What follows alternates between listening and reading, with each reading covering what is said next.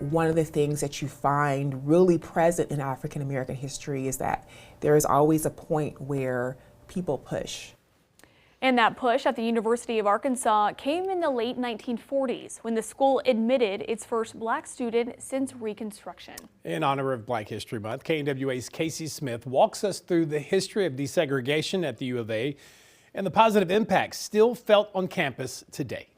The very first class of students had an African American student in that class. James McGehee, a black man from Woodruff County, Arkansas, was a part of the initial 8-student class to enroll in 1872 at what was then known as the Arkansas Industrial University. But a color divide bound by a law persisted for decades after. Arkansas became, like every southern state, a state that had laws that banned blacks and whites from attending schools together. Silas Hunt of Jefferson County challenged that law and was admitted to the University of Arkansas's law school in 1948, becoming the first black student to enroll at a southern university since Reconstruction.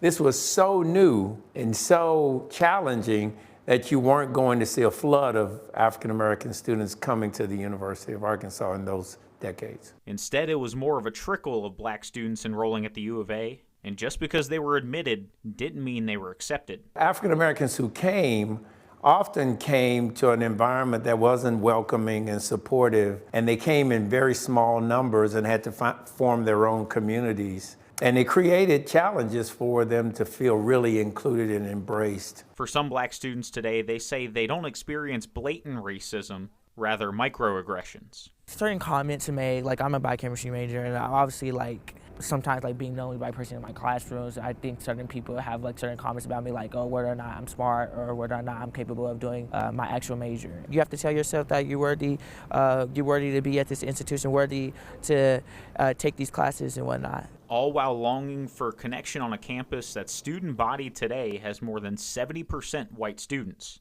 I always tell people, who are people of color who come to this institution, you kind of have to find your people. It's difficult, but like I said, you have a network to navigate with. The campus culture and inclusivity today, though, is night and day better than it once was just decades ago. There is no way historically you could say there has not been change from the beginnings of this desegregation till today.